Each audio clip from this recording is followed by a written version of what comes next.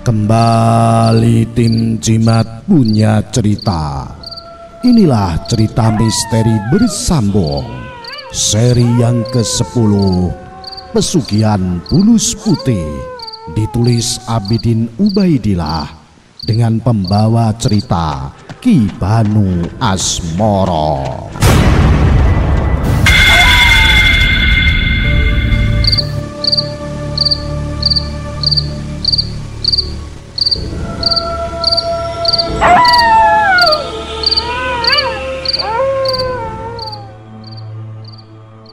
Maksudmu kuwi awakmu ki pengen ngarani nek pelakune kuwi ngono ibuku ngono to? Lan kabeh kuwi ngono karena korban pesugihan. Krungu kandhane Wulan, Kabir kaget. Senajan aku kagum karo wong lanang iki, nanging ora aku banjur percaya 100%.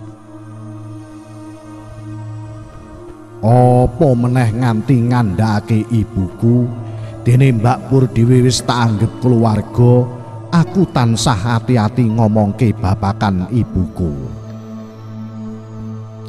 Kowe mesti ra percaya ta Wulan? Aku mung gedek-gedek wae. Alah yo wis Mas, wong aku ngene iki yo lagi ora pengen ngomongno masalah ngono kuwi. Kabir koyoke wis paham karo keadaanku. Dekne akhire ngalehno pembicaraan. Kowe kudu pancen hati-hati Wulan. Yen to pelakune isih ana lan berkeliaran, iso ndadekake bahaya kanggo kowe lan Kaira. Iya Mas, bener. Mangkane aku ki njaluk tulung Mbak Pur lan Bapak tak kongkon mrene ngancani aku. Banjur sakwise kuwi Eti teko nggawa kopi 2 gelas lan gedang goreng. Aku banjur manggahake Kabir supaya ngrahapi daharan sing disuguhke Eti. Ayo Mas, diminum. Mumpung masih anget. Lah mari ngono sampean nek arep istirahat, arep adus-adus kono ya ora apa-apa. Mas lak yo kesel to, ora turu sewengi iki mau. Karo ngombe kopi dhek jawab. Ya ben aku mengko tak golek penginapan sing nang edek-edek kene wae. Aku mau mengsem karo ngomong. Wes to, istirahat ning kene wae ra apa-apa kok Mas. Mengko lak yo ono Mbak Pur karo adike, ono Bapak Yunan nginep kene. Lagian yo ben bapak iki ono koncone. Kabir mung mantuk-mantuk, kaya Kabir wis ora iso nolak maneh. Mulane sakwise ngombe kopi, aku banjur mempersilahkan dheweke manggone kamar tamu. Biasane bapak lan ibu teko, pancen kamar kuwi sing dinggoni, dene Mbak Pur turu ning kamarku. Apa aku ra izin karo RT dhisik to Wulan? Iya, mengko ben Eti sing ngomong. Lagian wong-wong nang kene yo wis percaya kok karo aku. Yo ben ora timbul fitnah sing ora-ora mengko. Sakwise adus Kabir ora istirahat, dheke malah dolanan karo Kaira. Anakku seneng banget ketemu karo Kabir, mergo dheweke ya wis cedhek karo Kaira. Gak capek to Mas? Sak temene aku ya nahan ngantuk. Turuku suwengi mung sak jam. Ora ngantuk kok. Ngantukku ilang mergo weruh lan dolan karo Kaira iki lho. Jawabe karo guyu, mergo roh tingkah lakune Kaira. Mergo mripatku wis ngantuk, aku banjur izin karo dheweke. Yo wis lah Mas, aku tak turu sik yo. Yen mengko misale Kaira butuh sesuatu yo, sampean celukno Ii sae yo. Tanpa nunggu jawabane aku mlebu kamar lan turu. Menawa wae 2 jam anggonku turu lan tangi rikala tangan adem lan lembut nyentuh pipiku. Samar tak delok Kaira. pikirku mesti dekne sing nggugah aku. Tak cekel tangan kuwi dilalah aneh, tangan sing ukurane gedhe. Jebul dudu tangane Kaira. Sadar nek iki dudu tangane anakku, aku banjur melek. Aku kaget, meh wae aku bengok-bengok ning driji tlunjuk tangan ana sing nempel ning lambeku. Kaira lagi wae turu. Kandhane Kabir karo nunjuk Kaira sing turu ning pinggirku. Aku berusaha menguasai keadaan. Sakwise aku ngatur napas, banjur aku lungguh. Maune arep srengen mergo lancang Kabir mlebu ning kamarku. Ning menawa wae aku kudu krungu penjelasan saka dheweke. Kaira mau ngantuk lan turu ning pangkonku. Mula tak gawa rene. Aku mau wis bola-bali notoki lawangmu. Ning sajake kowe turu angler dadine ya aku langsung mlebu wae. Lho, kan Mas iso njaluk tulung Eti utawa Iis sing mrene to? Eti mbuh ning pasar mbuh ning endi mau? Kaya aku srengen karo Eti lan Iis mergo tledor ana wong lanang mlebu kamarku. Ya wis, monggo nek arep turu meneh aku tak lungguh-lungguh ning teras wae. Krungu kandhane mangkono apa ya aku iso turu najan sirahku sik ngelu mergo tak paksakno ki mau ngadeg nyet mergo kaget dicekel karo Kabir. Sakwise aku nata Kaira turu, aku banjur ngajak Kabir metu teko kamarku. Apa sampean arep kopi maneh to, Mas? Kabir mung geleng-geleng banjur ngomong. Ya nggawe dhewe kanggo sampean aku moh kok. Aku ora usah kopi. Aku banjur tumuju ing dapur. Eti sajahe wis bar masak, sego lan lawuhe tertata ning meja. Banjur aku nemoni Kabir meneh. Wes Mas, ayo Gang Maem. Iki Eti kok ya wis bar masake? Ora perlu ajakan dua kali, Kabir langsung mbuntuti aku banjur tumuju ing meja mangan. Mbak Pur karo bapak mrene mau jam pira wulan? Koko paling rada-rada sore, Mas. Wis to santai wae. Mas iso istirahat ning kene wae. Gak usah mikir-mikir golek penginepan. Yo ben gak ganggu.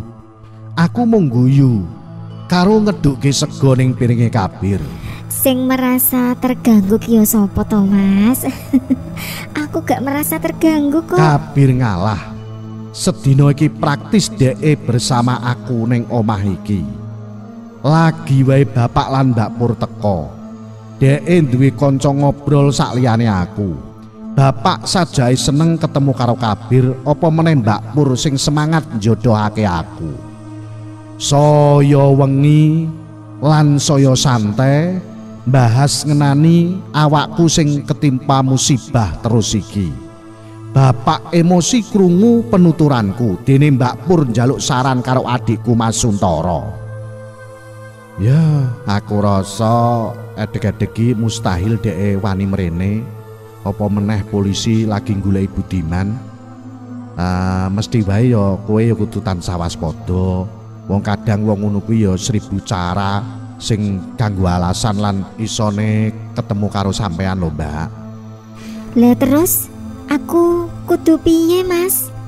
Kowe rasah cemas, sesuk aku tak nang polsek.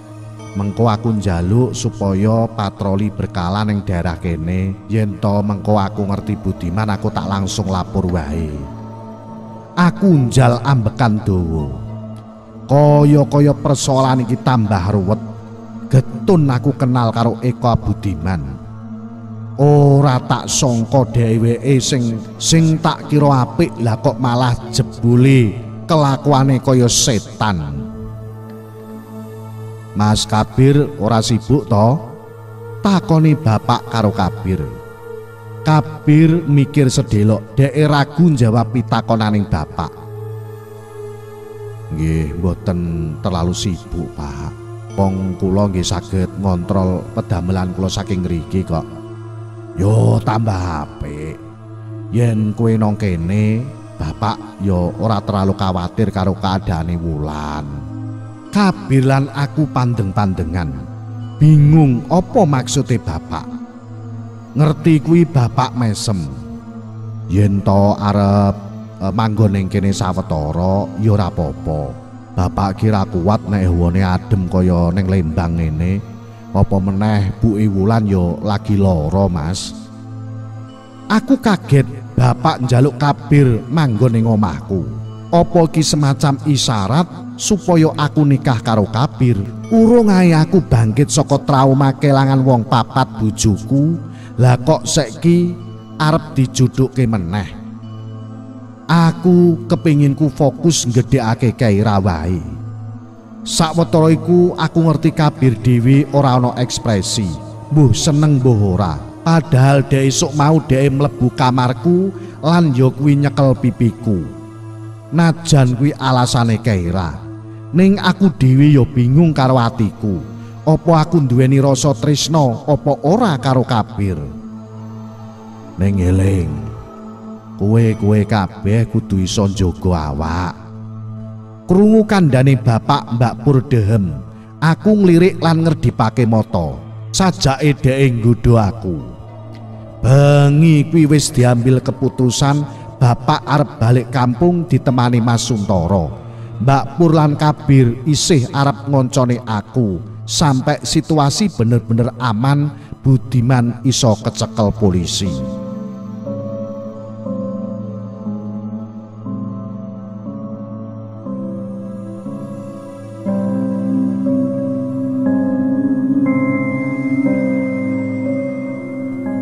Sawetara iku Budiman sing bar diantem balok kayu karo Wulan, dekne sadar banjur tangi. Kurang ajar, Wulan iki pranyata ora wong wadon sing sembarangan. Iki ora apik kanggoku. Sial tenan pokoke. Sakwise mikir mangkono Budiman enggal-enggal mlayu. Dhek sadar yen Wulan kasil tumuju ing kantor polisi. Wis mesti wae polisi goleki dheweke. Merga mangkono iku dheweke langsung mlayu ning Bandung ngedol mobile lan ndelik ing salah sijining tempat sing aman. Budiman sempet mulih ning omahe sedelok njupuk surat penting lan pakaian sakcukupe. Dhek ditakoni ibuku, jarene arep budal ning Jakarta suwene 2 dina. Menawa wae dhek ora crita karo ibu ngenani sak temene kedadian sing tak alami. Sakwise tekan Bandung bengi kuwi Budiman langsung nemoni Nandang, salah sijining kenalan sing iso ngedolke mobil kanthi cepet. Kena apa mobilmu kok bodol? Wong isih anyar ngene lho. Aku perlu duit dadak, Dang. Sepupuku ning Cirebon butuh duit kanggo biaya anake operasi. Mulane tak dol cepet iki. Lah, piro dol piro? Bodol piro mobil iki? Takoni Nandang. Wis bayar dhisik 80 juta. Sisane mengko sakwise mobil iki laku, aku percaya kok karo sampean. Saute Budiman. Bengi kuwi Nandang langsung bayar sesuai apa sing dikarepake Budiman. Sakwise urusan beres, Budiman langsung ning terminal golek bis tumuju ing Jakarta. Neng kono dheke nemoni wong sing iso mbantu lan ngatasi masalah ing dekne. Subuh dhek tekan terminal Kampung Rambutan, enggal tumuju ing loket bis. Merga isih esuk mula swasana isih sepi. Ana wong lanang lemu kanggo seragam PO otobis dhek takon. Ape lunga ning ngendi, Bang? Bang Rai ana ta? Budiman balik takon. Wong lemu kuwi merhatekno lawan bicarane, kok sajae asing urung dikenal. Bah, ana apa takon-takon Bang Arahap? Aku isih kenalane saka Bandung. Jawab Budiman. Rodok gemeter. Dekne ngerti sikape wong sangar lemu kuwi mau. Cuk! Alih-alih jawab wong lanang kuwi nyeluk wong. Sakwise ngono ana wong lanang rambuté gondrong. Tatone akeh, irunge dipasang anting-anting. Ora sadar Budiman mung geleng-gelengake sirah Sikap iki nimbulke rasa ora seneng ing wong lanang kuwi mau. Apa kau tengok-tengok macam tak suka kau lihat aku? Hah? Budiman kaget dibentak kaya mangkono. Karepe arep bales ning dheke mergo duwe pentingan, mula diurungake niate kuwi. Apa kau ini bentak-bentak orang? Lah ini kawannya Bang Harahap. Kau antar dia di markas. Kandhane wong lemu kuwi. Bocah nom sing duweni tato kuwi wis rawani bantah. Banjur ngajak Budiman, "Ayo Bang, ikut aku." Budiman mung nahan napas, berusaha nahan emosine. Pancen Budiman urung tau ngerti lan terbiasa sikape wong-wong iki. "Kau jangan anggap kami ini kasar, Budiman. Orang Batak itu memang bicaranya keras dan kadang kasar. Itu sudah sifat kami yang tak pandai bermanis mulut, tapi hati kami tulus dan lembut selembut salju." Sing diomongke markas kuwi sawijining omah petak cilik ning sakburine terminal. Mung panggonane terlindung warung-warung ning kiwa tengene. Umume wong-wong kuwi pancen gantungake uripe ning saka terminal. Lagi wae tekan ngarep omah wong lanang sing gedhe dhuwur bertelanjang dada langsung nyambut dheke. Budiman, angin apa yang membuat kau datang kemari, Budiman?" Budiman mung mesem, ngerti wong kuwi wis ora berubah, isih kaya jaman semono. "Cok, pesen kopi karo ketoprak kanggo tamune abang ya." Sakwise basa-basi Budiman nyeritake tujuane mrono. "Kowe ora usah kuwatir, ning kene kuwi aman. Tak jamin pokoke." "Lantas rencanamu sak terus ngopo? Yen ora iso duweni wulan, pengin tak siksa alon-alon, ya kuwi cacat seumur hidup. Ben ngerti, ora gampang urusan karo aku."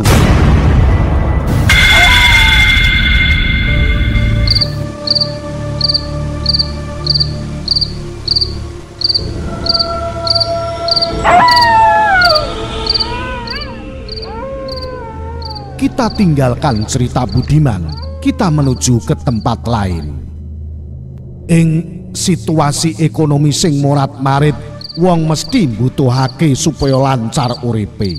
Halal utawa haram ora didadekake rambu-rambu minangka panduan kanggo urip ning alam donya. Haus akan harta ndadekake wong lali ananing Gusti. Kanggo kuwi ngabdekake dheweke marang iblis.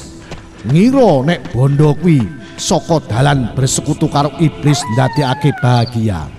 Sebagian wong ngerteni nyadari yen to apa sing dilakoni kuwi pancen salah. Ning iki alasan kepeksa mergo ora tahan urip sing melarat. Akhire kabeh padha nyembah iblis perkara bondo donya. Siap nerimo segala resiko, ning ora ngerteni yen wis to padha mati. Yen to dhek ngerteni resiko apa sing bakal ditampa sakwise mati, mesti wae ora bakal nglakoni pegawean iki. Kanggone wong sing pingin cepet sugih, dihormati wong liya lan lali karo Gusti, mula ora duweni rasa ragu-ragu kanggo nglangkah. Ilang rasa sungkaning sing ning jeroning ati urip sing kebak donya brana lan dihormati wong-wong sakubenge. Salah sijining panggonan 3 jam saka kutha Madiun ana salah sijining bruk, ya kuwi sing kondisine pedhot separo. Iki digunakake wong-wong supaya njaluk pesugihan. Wis ora meneh kanggo wong-wong kuwi mau. Ana sing biasa, ana sing kudu lan ana sing kepeksa. Mula sing kapeksa mesti wae njaluk marang jin ning panggonan pesugihan. Warga sak kiwa tengening bruk kuwi wis ora asing meneh ngerti wong-wong sing teka njaluk pesugihan. Mbuh masyarakat kiwa tengene lan saka ngendi wae. Wis ora crita aneh. Ning kono ana 20 makhluk gaib sejenis siluman sing dipercaya ya kuwi di bawah pimpinan siluman bulus putih. Ing dina malem Rebo Pahing, ning sakwisoring bruk kuwi katon penampakan bulus raksasa sing rupane putih. Dipercaya sapa wae sing nglakokke pesugihan lan ngerteni wujud bulus putih mongko pesugihane bakal kasil. Kabeh kudu duwe kamar khusus ning sakjerone omah. Yen to sing nglakoni pesugihan kudu duwe kamar luwih saka siji lan beda sesuai karo kebutuhane. Konon kanggone wong sing nglakoni pesugihan duweni keterikatan kontrak karo para siluman. Kontrake nek wis entek mongko nyawane sing pelaku pesugihan iki minangka kudu entek uga. Iki minangka dadi tawananing para siluman.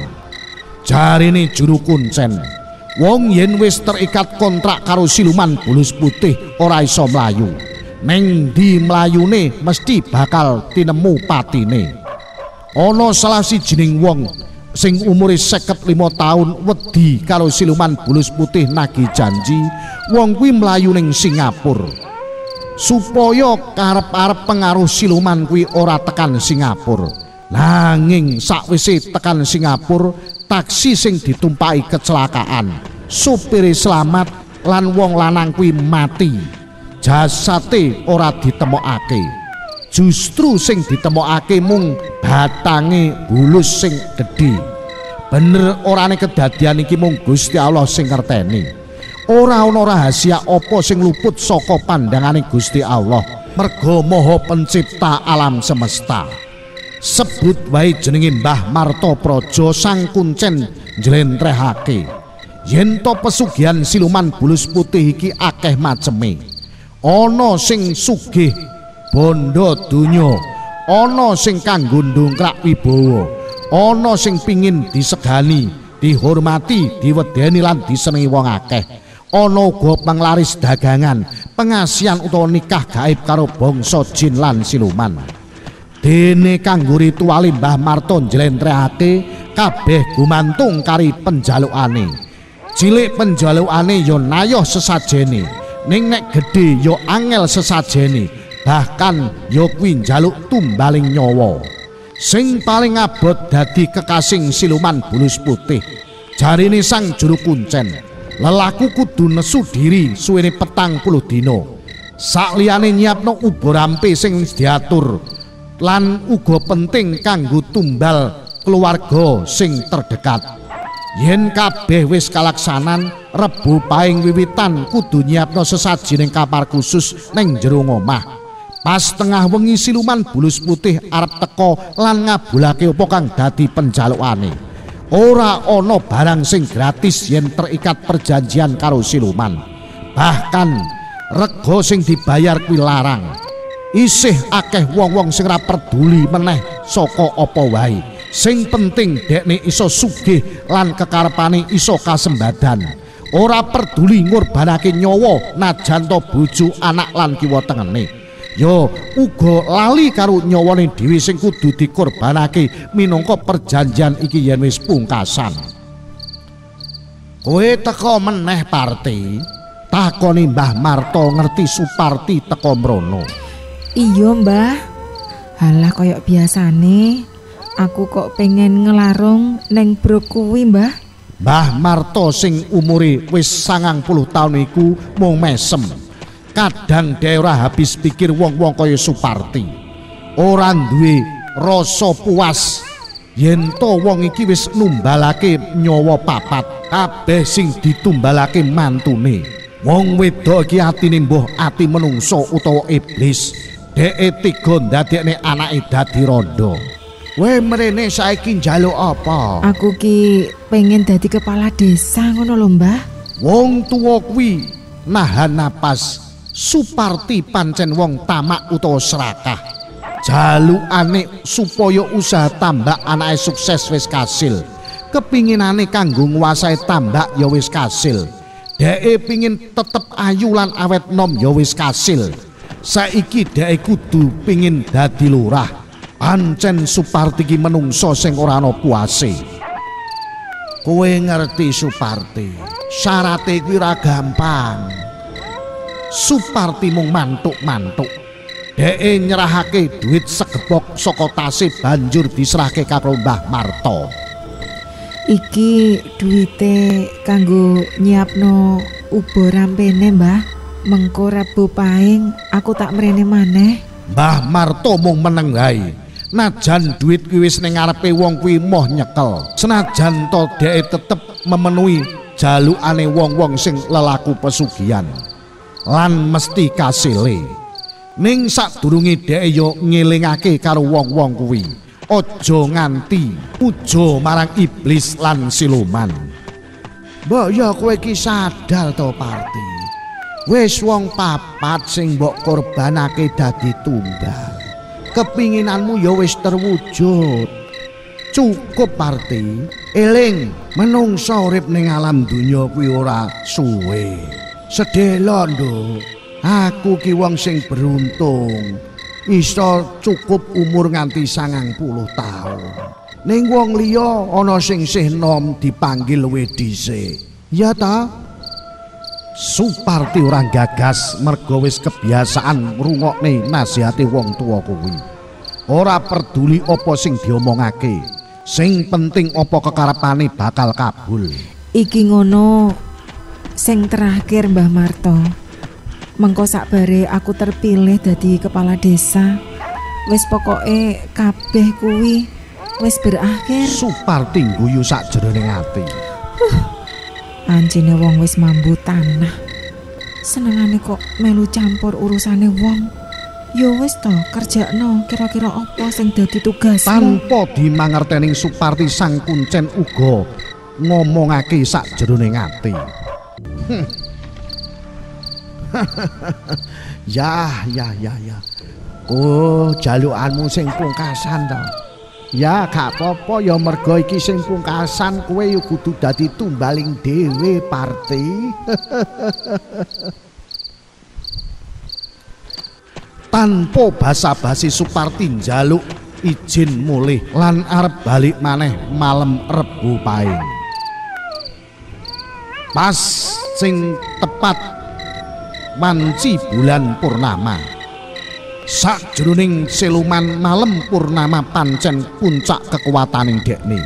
Suparti milih wektu sing posisine tepat kanggo nglakoni pesugihan. Sawise Suparti lunga, Mbah Marto unjal ambekan dawa. Pikirane nerawang kedadian beberapa waktu yang lalu. Dekne ngimpi ketemu karo wong lanang nom saka tanah seberang. Wong lanang iki pakaiane putih-putih, ning tangane nganggo surban rupane putih uga. Kandhaning wong lanang kuwi, "Ayo, omongno karo tuan-tuanmu. Aku arep musnahke kabeh para jin siluman iki." Mbah Marto bingung apa maksude wong lanang iki. Ing sakjroning bingunge kuwi kuncen kaget merga surban putih dikebasake. Angin bantelan cahya putih sing padhang jinglang nerpan awake. Wong tuwa iki ora mampu ngelak, dhewe rumangsa uripe ora suwe meneh. Ing sakjroning dekne wedi kuwi Mbah Marto tangi saka turune. Ngimpi kok aneh. Ngimpi kok ngene terus, pratandha apa iki? Ngimpi kuwi pancen ndadekake Mbah Marto kuwi bingung. Pratandha ala bek menawa wae arep ana sing bakal musnah lan ngancurake panggonan pesugihan siluman bulus putih iki. Ning wong lanang iki sajae aneh. Jaman sing kaya mangkene mosok ana wong sing arep iso numpes siluman bulus putih. Wiwit jaman londo wae ora ana sing wani ngusik panggonan iki. Mbah Marto ora mung meneng wae. Ilanging panggonan pesugihan iki berarti ilang uga sumber panguripane. Suwening puluhan taun dhek ning kene nguripi keluargane. Ora bakal dekne ngeculake lan kanthi gampang wong sing gelem rusak papan pesugihan iki.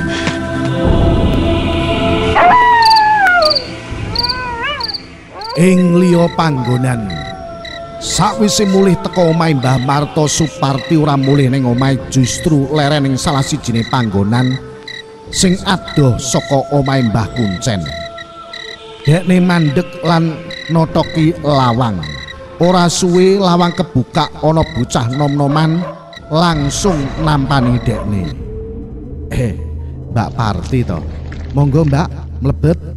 Suparti mesem lan enggal-enggal mlebu. Bocah nom kuwi langsung nutup lawang kanthi rapet.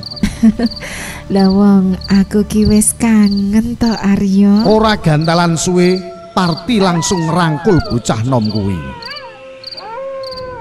Ibuke Wulan iki sajake kaya isih prawan dimabuk cinta. Dheke langsung ngambungi bocah lanang kuwi, ngrayai awake bocah lanang kuwi kanthi nafsu. Aryo mung guyu. Wong lanang sing pirang-pirang taun dadi simpenane Suparti iki butuhane ya kuwi ditanggung karo Suparti. Uripe magrong-magrong kepenak, donya bondo diwenehi merga dadi simpenaning Suparti.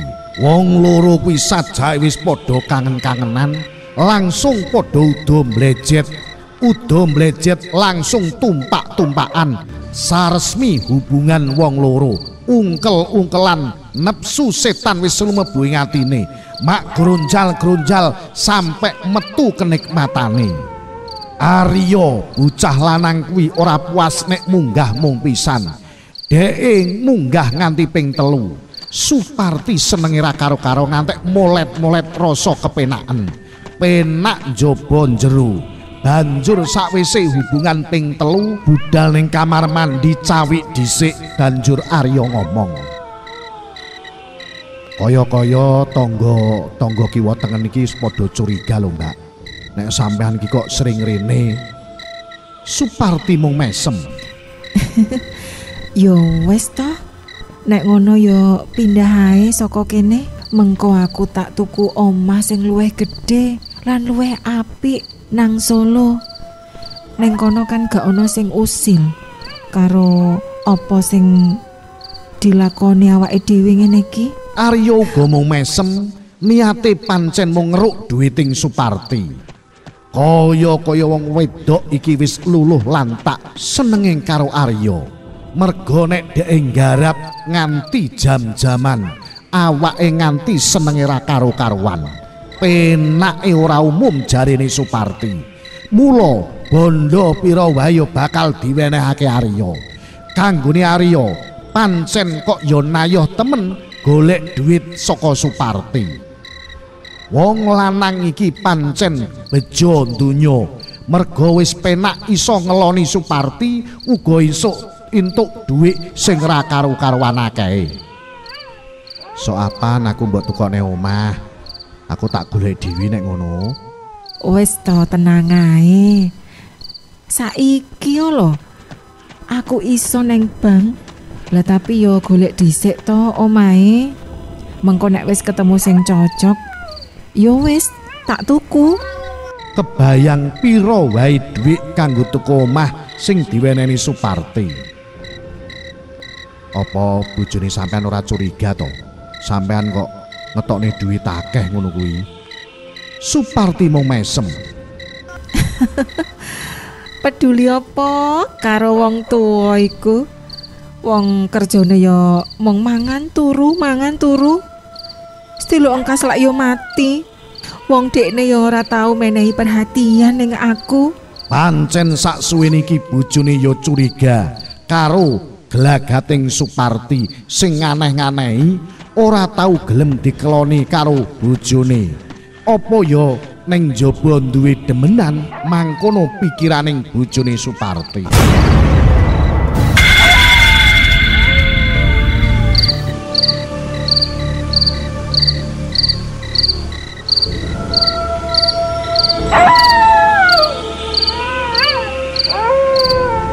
Bondo, aku nek mikir ibumu kuwi kok saiki lho kok berubah ra kaya biasane. Berubah piye to, Pak? Wulan ki kok yo koyoke ora ndeleng sing aneh-aneh teko ibu. Takoning Wulan. Bapak pancen wong sing jarang cerita masalah pribadi karo anak-anake. Ibu uga mengkono. Kaya-kaya rumah tanggane ibu lan bapak ki adem ayem tanpa cekcok. Mung sepisan-pisan sindir menyindir, jenenge yo suami istri. Pikiraning bapak nerawang adoh, kaya-kaya ngeling-eling apa sing arep diaturake. Nduk, kowe eling ora? Rikala bojomu meninggal kae, ibumu ora teko to. Eling to? Iya, Pak. Bukane pas kuwi ibu lagi ke tempate Pak De Sungkono neng Solo kono, Pak. Aku balik takon karo bapak. Bapak mung geleng-geleng wae. Pak Demu iku ora nang Solo, wis pindah neng Kudus. Lah pas kuwi pranyata Pak Demu kuwi lagi lara. Lho, lah sak tenane ibu kuwi nang ndi to, Pak? Aku eling meneh rikala bengi kuwi Mas Guntur kapundhut dhek nyebut jenenge ibuku, hal sing aneh lan janggal kanggoku. Mbah, ibumu pancen sering metu lan alasane iki iku ora jelas. Aku mung iso ambekan dawa. Aku ngerti bapak pancen bojo sing kalah karo ibu. Ning aku go ngesakne karo bapak, aja sampe ing usiane sing wis sepuh iki justru disiak-siakno. Piye rapiye bapak minangka tulang punggunging keluarga ing rikala susah biyen. Oh iya, piye hubunganmu karo Kabir? Takone bapak ngalihno pembicaraan. Isih mamang, Pak. Wulan isih ragu. Wulan ki ora pengen kedadian sing kaya biyen maneh kae. Tapi kowe kan kudu mikirake masa depanmu, Tondo. Ojo perkara kedadian-kedadian pahit terus banjur kowe patah semangat. Eling, Nduk. Risiko dadi rondo kuwi abot. Contone kedadian winginane Budiman. Yen kowe duwe bojo sak ora-orane kan ana sing tanggung jawab lan nglindungi awakmu uga anakmu Kaira. Aku mung mantuk-mantuk. Sadurunge aku pancen paham lan ngerti apa sing dikandhakake bapak. Ning iki masalah ati. Jujur aku ora ngrasake apa-apa ning ati iki karo Kabir.